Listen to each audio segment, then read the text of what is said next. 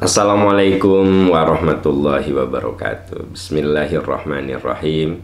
Alhamdulillahirabbil alamin. La ilaha illallah wahdahu la syarikalah. Lahul mulku wa lahul hamdu wa huwa ala kulli syai'in qadir. Asyhadu an la ilaha illallah wa asyhadu anna Muhammadan abduhu wa rasuluh. Allahumma shalli ala Muhammad wa ala ali Muhammad. Kama shallaita ala Ibrahim wa ala ali Ibrahim fil alamina innaka hamidum majid. Alhamdulillah sahabat percikan iman yang Allah muliakan, dimanapun sahabat Bapak Ibu berada, semoga selalu dalam lindungan Allah, selalu dalam keberkahan. Bapak Ibu yang sedang sakit, semoga Allah berikan kekuatan, kesabaran, ketabahan, dan sakitnya menjadi penggugur bagi kesalahan. Bagi yang sehat, kita yang oleh Allah dititipi kesehatan, semoga sehat yang kita punya kita bisa gunakan untuk amalan-amalan, untuk aktivitas-aktivitas yang membuat terbuka ridho Allah kepada kita semua. Hari ini kita akan membahas sejumlah masalah yang saya terima dan akan kita bedah dari perspektif Al-Quran dan Sunnah Rasulullah SAW. Ya, kita bahas yang pertama. Bismillahirrahmanirrahim. Semoga Ustadz dan jemaah percikan iman selalu dalam naungan Allah. Amin, amin. Begini Ustadz, saya mau bertanya mengenai kedudukan dan hukum seorang mediator jual beli, sewa menyewa, kontrak mengontrak. Tapi dalam penawaran tersebut suka ada akad titip harga atau persentase untuk hasil kerjanya. Dan halalkah rizki yang diterima oleh seorang mediator? Ya, pertama kita bahas dulu menjadi mediator, ya. Prinsipnya menjadi mediator itu halal, prinsipnya, ya, gitu. Pak Am, kan Pak Am banyak kenalan. Saya punya rumah, barangkali ada kenalan Pak Am yang mau beli, nah gitu. Nanti saya kasih ya Pak Am ya 5%. Jadi ibu itu ngasih janji ke saya 5%. Harganya sama seperti yang ditetapkan. Jadi saya mah cuma menunjukkan saja gitu. Saya bilang ke teman saya, Kang, ini ada rumah bagus nih, ya, sok kamu lihat nih. Nah, hubungi orangnya. Jadi saya tuh mediator aja gitu. Saya nggak ada kerja, cuma sekedar menunjukkan, ya. Lalu saya dapat upah, ya, dapat apa, ucapan terima kasih dari yang punya rumah. Saya dikasih. Halal tidak? Halal, gitu, ya. Itu kalau misalnya tidak resmi, ya. Bagaimana kalau yang resmi? Benar-benar mediator, benar-benar saya buka perusahaan, ya, yang memediasi kontrak, mediasi jual beli, ya, gitu. Boleh nggak? Boleh. Itu namanya, ya, bekerja dan dibayar atas jasa dari keahlian kita. Jadi bisa yang sifatnya profesional, ya, bisa juga nggak profesional. Ini mah lebih kepada kekeluargaan saja, gitu. Ani, bisa ada saudara kamu yang butuh rumah tuh, aku punya rumah mau dijual, sok tawarin, nanti aku kasih deh, gitu ya. Bahkan disebut persentasenya, aku kasih deh kamu, ya, sekian persen, gitu. Jadi kan sudah ada akad. Jadi bahkan ada akad saja boleh. Dijanjikan aku kasih kamu sekian persen, itu sudah boleh, gitu loh, ya. Nah, jadi prinsipnya kita menjadi mediator itu boleh. Nah, yang jadi masalah titip harga, gitu. Berarti kita melakukan suatu tanda petik, ya, manipulasi Kenapa? Karena kata Nabi, man ghasyana falaisa minna. Siapa yang menipu, nah itu ada unsur memanipulasi, maka bukan umatku gitu. Jadi mediatornya mah nggak masalah teman-teman sekalian. Yang masalah itu titip-titipan gitu. Kenapa?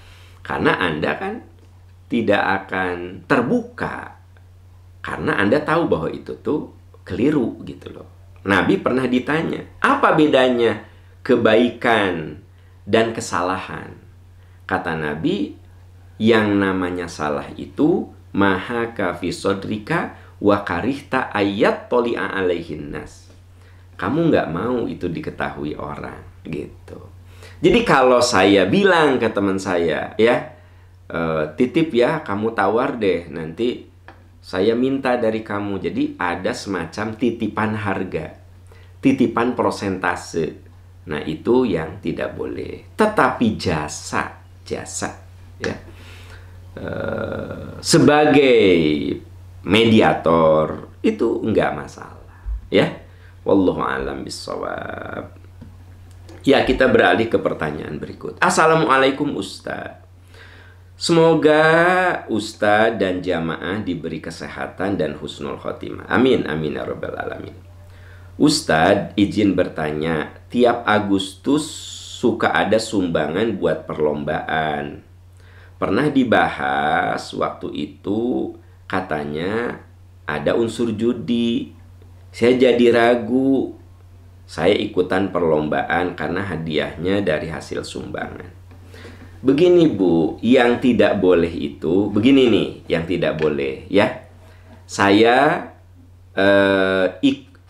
boleh ikut perlombaan, tapi saya kudu mayar gitu. Sebut sajalah saya boleh ikut perlombaan, mayar 50.000. Semua yang ikut perlombaan bayar 50.000. Nah, hadiahnya dari uang 50.000 itu dikumpulkan. Yang ikut kan ada 20 orang, ya 50.000 kali 20 dibeliin hadiah. Nah, itu yang kategori judi. Tapi kalau begini mah, Pak RW meminta sumbangan kepada warga untuk kegiatan 17 Agustus. Ya, terkumpullah dari warga, sebut saja 2 juta. Nah, yang 2 juta itu dijadikan untuk hadiah perlombaan. Ya, itu mahal lah tuh Bu, nggak masalah. Ya, nanti yang ikut lomba mau bayar, mau tidak bayar, bayar juga ada, bukan untuk semua hadiah itu, mungkin untuk operasional saja, untuk beli minuman, ya, untuk beli makanan, cemilan bagi yang ikut olahraga gitu. Nggak masalah. Jadi Anda harus, ya bagus sih Anda minta klarifikasi ya gitu. Jadi yang tidak boleh itu, yang tadi saya bilang, hadiah itu diambil dari biaya ya orang-orang yang ikut gitu loh. Tapi kalau yang ikut itu dipungut biaya, bukan untuk hadiah, untuk operasional aja, ya, nggak masalah. Nah, jadi Bapak Ibu RT RW, Ketua RT, Ketua RW, boleh Anda mengambil sumbangan dari warga, lalu sumbangan itu digunakan untuk hadiah 17 Agustusan. Tidak apa-apa. Itu sama aja dengan Anda mencari sponsor gitu. Tapi ini mah sponsornya seluruh warga RW gitu. Jadi boleh nggak? Boleh. Nggak masalah gitu ya. Wallahu a'lam bishawab. Wallahu a'lam bishawab ya. Pertanyaan berikut. Assalamualaikum Ustaz. Waalaikumsalam warahmatullahi wabarakatuh. Semoga Ustaz dan seluruh jamaah percikan iman diberi kesehatan, berkah, dan husnul khotimah. Amin, amin ya rabbal alamin. Ustaz, boleh nggak pakai HP suami untuk melihat status orang? Karena itu yang sering dilakukan oleh teman saya, ingin melihat dari HP suami. Mungkin kalau dari HP-nya gengsi ketahuan. Boleh nggak sih kan pinjam HP suami untuk ngintip status orang? Pertanyaan saya, Untuk apa Anda ngintip-ngintip gitu loh? Untuk apa? Coba saya ingin tanya. Ngapain gitu? Saya belum jawab dulu boleh dan tidak pakai HP suami. Pertanyaan saya, ngapain Anda ngabisin waktu, ngabisin tenaga, ngabisin pikiran untuk ngepoin orang? Coba apa? Coba. Nah, kan ada ayatnya.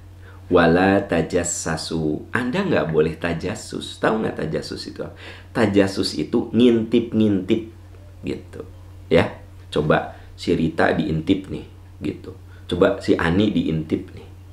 Coba si Eca diintip nih. Diintip terus apa gitu? Kalau ngintip belanjaan boleh nggak? Boleh, tapi bukan ngintip. Coba sekarang tas ada yang lucu-lucu nggak ya? Ibu cari-cari gitu ya. Coba ini kita lagi perlu taplak meja nih, ya ada nggak ya yang bagus-bagus gitu? Nah, atau Anda lihat ya IG orang lain sebagai contoh. Coba ya kalau ruang tamu, aku mau lihat deh IG-nya si ini. Nah itu makan jelas Anda melihat status orang, melihat Instagram orang karena niatnya itu benar gitu. Tapi kalau niatnya itu mencari tahu yang nggak guna gitu. Teman Anda tuh jualan enggak ya? Kalau tuh teman Anda jualan terus Anda intip kan Anda ingin lihat jualannya apa. Enggak, ini mah ngintip lah iseng gitu loh ya. Coba si Rita sekarang punya mobilnya kayak apa ya?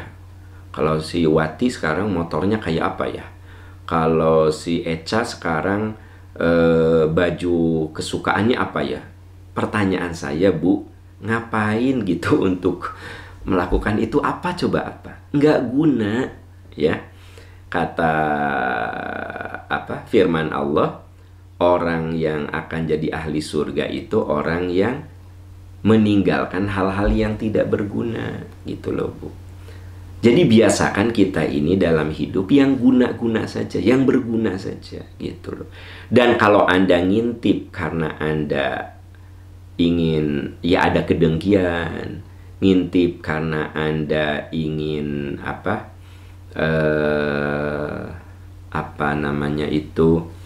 ada suudon gitu. Nah, itu tuh termasuk dosa.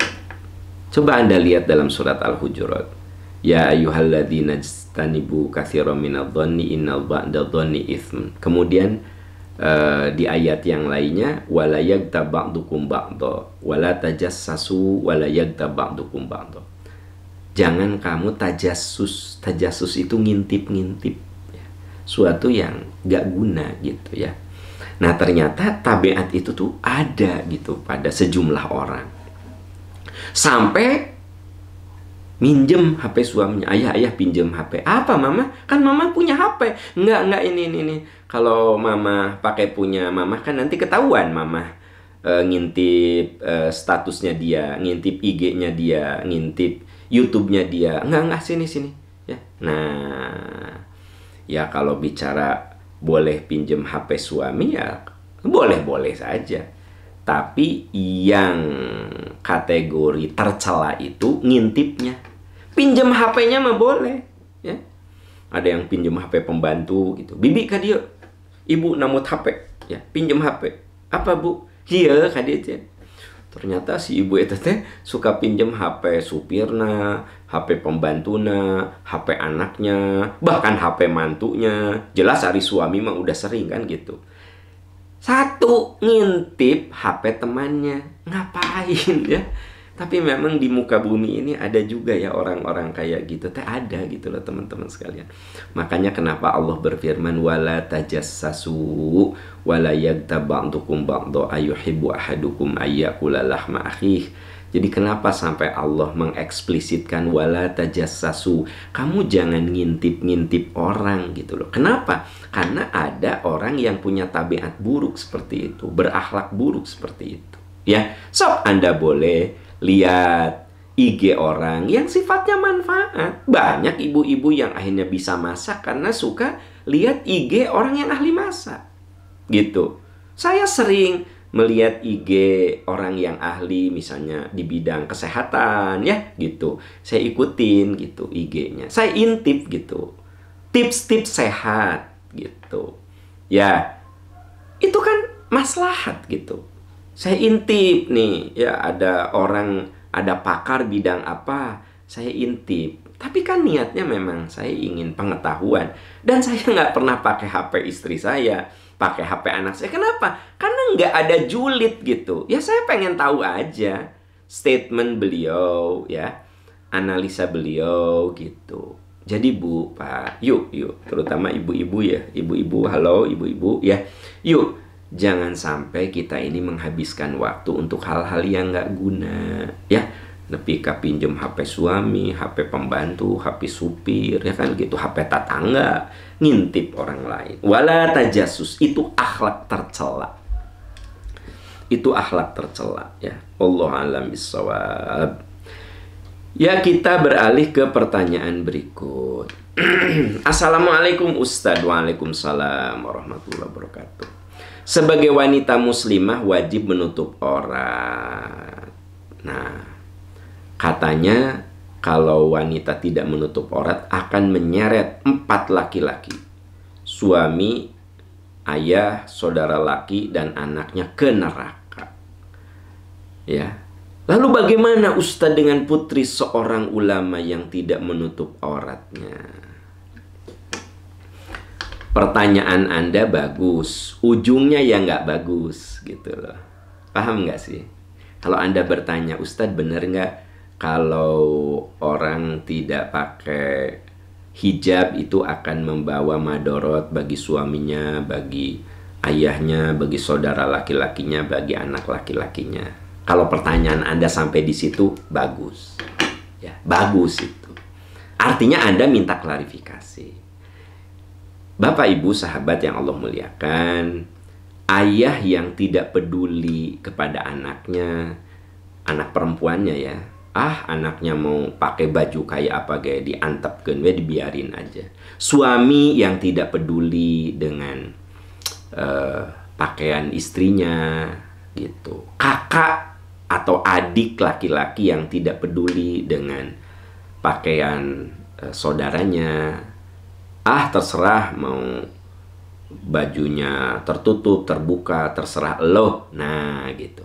Nah tentu saja berarti termasuk orang yang tidak menegakkan amar ma'ruf dan nahi munkar. Kata Nabi, man ro'a minkum munkaron, siapa yang lihat kemunkaran ubah dengan kuasanya, dengan lisannya, atau minimal dengan hatinya. Jadi saya sebagai ayah harus ngingetin anak saya, nah kamu sudah balik, ya berhijab nak. Nah kewajiban saya sudah gugur karena saya sudah ngingetin anak saya. Gitu loh. Istri mah berhijab mah. Karena seluruh tubuh wanita teh aurat, mama kudu ditutup. Nah saya sebagai suami udah ngingetin, ya kan gitu. Saya sebagai kakak punya adik yang belum berhijab, ingetin ya, adek kamu teh udah balik berhijab atuh. Nah gitu. Atau saya sebagai anak laki-laki yang sudah balik, mama teh harus nutup aurat atuh mama. Nah itu artinya yang dimaksud dengan 4 laki-laki itu kan yang ada dalam lingkaran keluarga, ayah, suami, ya kan bagi yang sudah bersuami, saudara laki-laki, anak laki-laki, ya tentu dianjurkan untuk mengingatkan keluarga terdekatnya berhijab. Karena kita tahu bahwa berhijab itu wajib. Ya, ya ayuhan nabi, qul li azwajika wa banatika wa nisa'il mu'minin yudnina alaihinna min jalabibihinna. Hai Nabi, suruh anak perempuanmu, istri-istrimu, dan seluruh wanita mukmin yudnina alaihinna min jalabibihinna, agar mereka menutup badannya dengan hijab. Gitu loh. Jadi itu mah sudah jelas wajib. Kalau ada orang yang mengatakan bahwa berhijab itu budaya Arab, itu mengkufuri ayat yang ada di Al-Ahzab. Ayat yang ada di surat An-Nur ayat 31. Itu mengkufuri, kufur terhadap ayat Allah karena mengatakan berhijab itu budaya Arab. Padahal Allah mengatakan, katakan wahai Nabi, kul, katakan wahai Nabi, li azwajika wa banatika, katakan pada istri-istrimu, pada anak-anak perempuanmu, pada seluruh wanita mukmin, yudnina alaihinna min jalabibihinna, hendaklah mereka berhijab. Udah jelas ayatnya, tidak ada kontroversi lagi gitu. Udah sampai di situ saja. Nah, kemudian kalau pertanyaan Anda yang kurang bagusnya adalah, terus kenapa itu ada anak ulama yang tidak berhijab? Nah, itu mas sudah wilayah dia. Ya, biarlah si ulama itu mendidik anaknya gitu. Karena manusia mah selalu ada kurang-kurangnya. Boleh jadi si ulama itu, beliau itu sudah ngingetin anaknya, tapi anaknya tidak peduli. Kan kita nggak bisa menyalahkan beliau gitu loh. Ya, ya nggak sih? Nah, jadi kita ini biasakan untuk selalu berhusnuzon. Kita mah fokus memperbaiki diri kita gitu. Ya, si ustad ngomong hijab tuh adiknya nggak berhijab. Nah, apakah dengan adiknya tidak berhijab omongan ustad itu salah? Nggak salah. Mungkin saja adik nama tidak mau dengar nasihatnya. Jadi jangan kemudian percuma tuh dengerin si ustad itu. Wong istrinya nggak berhijab, anaknya nggak berhijab, ngomong aja hijab. Tuh anak istrinya nggak lihat omongannya, bahwa ternyata yang diomongkannya itu benar, ya sudah ikuti. Bahwa ternyata istrinya tidak berhijab, anaknya tidak berhijab, boleh jadi beliau itu sudah ngingetin istri dan anaknya, tapi tidak merespon. Nabi Nuh itu mengajak kepada umatnya, tapi siapa yang paling menentang? Anak dan istrinya gitu loh. Yuk teman-teman sekalian, jadi kita ini gimana ya? Kudu bersih hati gitu kata orang Sunda. Bersih hati gitu loh ya. Bersih hati kita tuh. Jangan kalah kawe ngomong itu tuh. Nah gitu ya.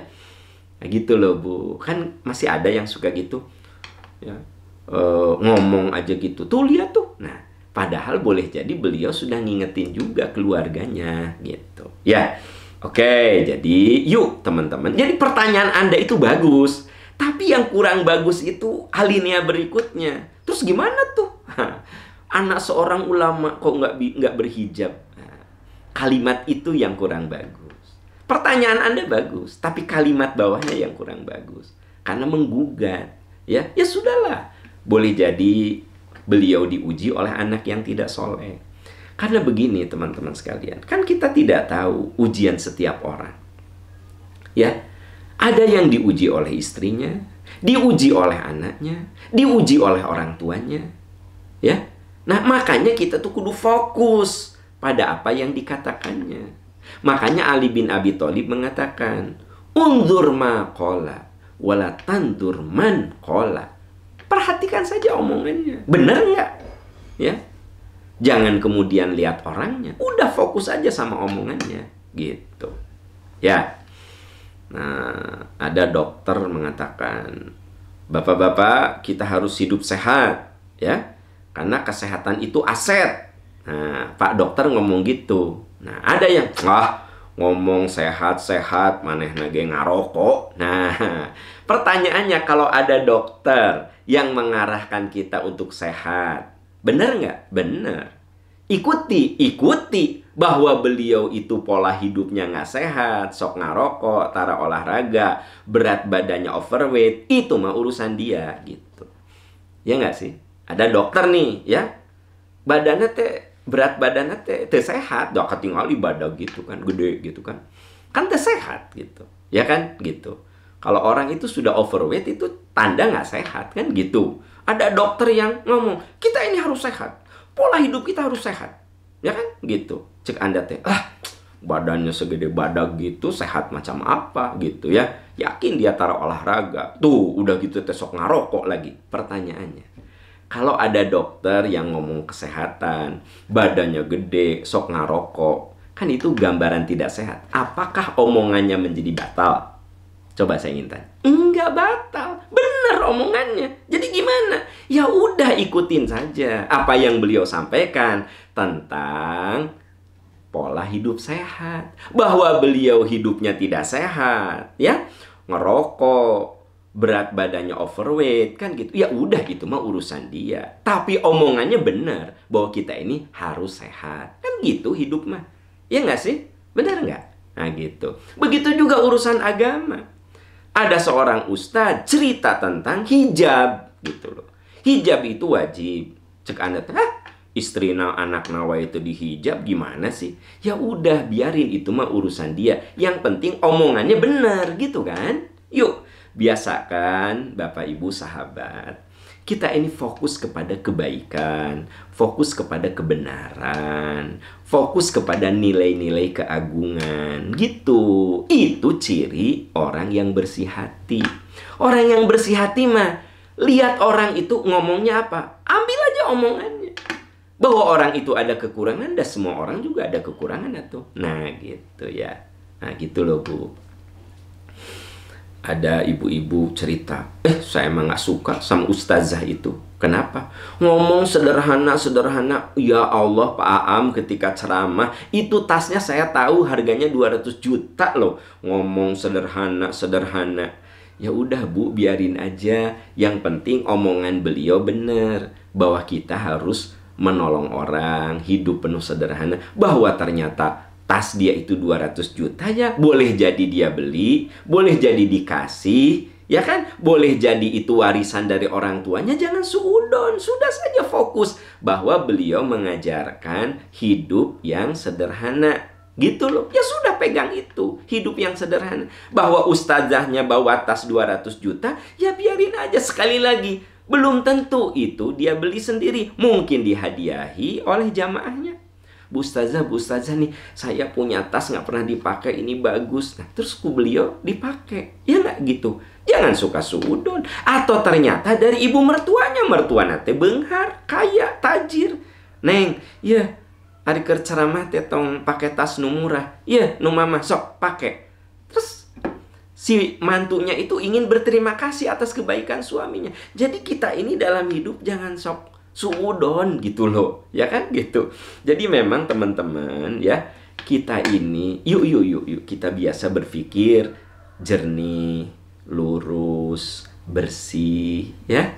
Jangan suka julid, jangan suka dengki, jangan suka suudon, jangan tajasus, suka ngintip-ngintip. Itu teh kerjaan nggak ada guna gitu loh. Dan itu hanya ngotorin hati kita. Sok we lempeng, lurus, bersih, husnuzon. Udah, itu sehat kita ini. Anda akan awet muda karena yang Anda pikirkan selalu yang baik-baik gitu ya. Wallahu a'lam bissawab. Ya. Kita beralih ke pertanyaan berikutnya. Assalamualaikum Ustadz. Waalaikumsalam warahmatullah. Saya mau tanya, bapak mertua saya sudah lama meninggalkan 2 anak laki dan 1 perempuan, dan hanya meninggalkan harta 1 rumah yang ditinggali oleh ibu mertua dan anak pertama, kakak ipar saya. Tapi sampai saat ini belum dibagi waris karena rumah tersebut ternyata digadaikan oleh kakak ipar saya. Sampai sekarang belum lunas, malah ibu mertua sampai rela membantu membayar cicilannya dengan memotong dari uang pensiunnya. Karena usaha kakak ipar saya bangkrut karena dulu sombong banget dalam usahanya. Ustadz, mohon pencerahannya, saya harus bagaimana? Ya, sekarang kan kenyataannya rumah itu digadaikan di bank. Bahkan ibu mertua Anda juga berjuang ya, ikut mayaran hutang kakak ipar. Jadi memang ada orang yang nggak punya perasaan gitu ya, nggak punya nurani gitu loh. Harta orang lain digadaikan, nggak tanggung-tanggung harta mertua digadaikan. Kan itu memang keterlaluan. Tapi ya itulah, itu ujian untuk keluarga Anda gitu. Karena sekarang itu warisan nggak bisa dibagikan. Ong lagi ditahan sama bank. Bagaimana bisa dibagikan? Gitu loh. Jadi gimana atuh Ustadz? Ya sudah, Anda terima itu sebagai batu ujian, berjuang untuk menyelesaikan sama-sama bagaimana caranya supaya rumah itu bisa diselesaikan. Gitu.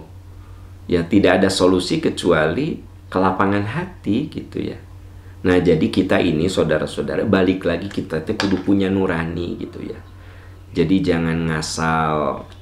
Ya memang menurut saya berani banget ini mantu gitu menggadaikan rumah mertua kan gitu. Ya kan berarti kan kakak ipar Anda itu kan menggadaikan rumah mertuanya, benar nggak sih? Nah itu. Jadi memang keterlaluan. Tapi ya apa boleh buatlah. Kita doakan semoga ada solusi terbaik, semoga ada rezeki yang terbaik ya gitu. Jadi Anda dan saudara-saudara Anda ya memang kudu bersabar menghadapi hal ini. Dan memang faktanya ada gitu.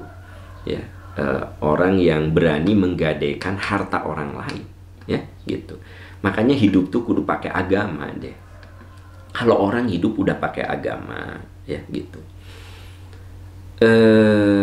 Bagaimana ya? Nikmat gitu teman-teman sekalian. Kalau orang itu hidup udah pakai agama, udah bimbingan agama, berkomitmen dengan agama gitu, nggak mungkin lah sampai menghalalkan segala cara, sampai rumah mertua digadaikan, itu nggak mungkin. Apalagi itu harta warisan yang perlu dibagikan.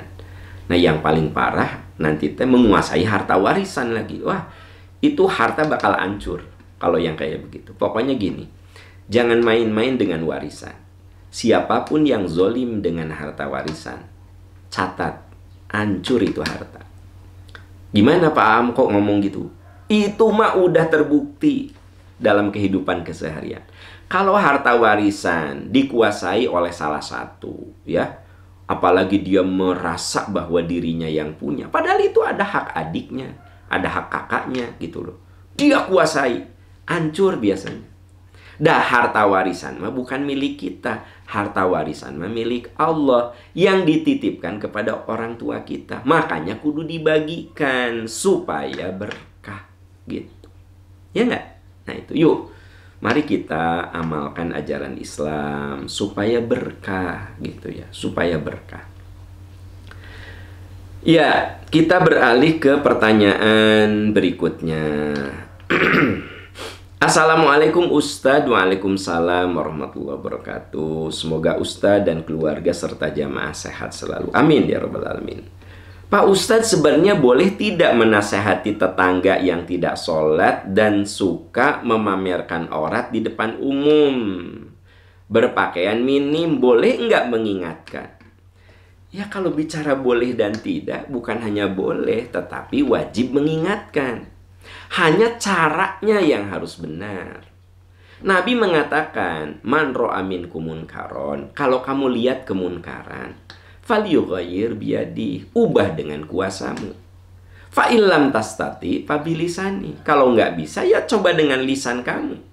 Kalau nggak bisa juga fabiqolbi, hati kamu yang menjerit, doakan gitu loh.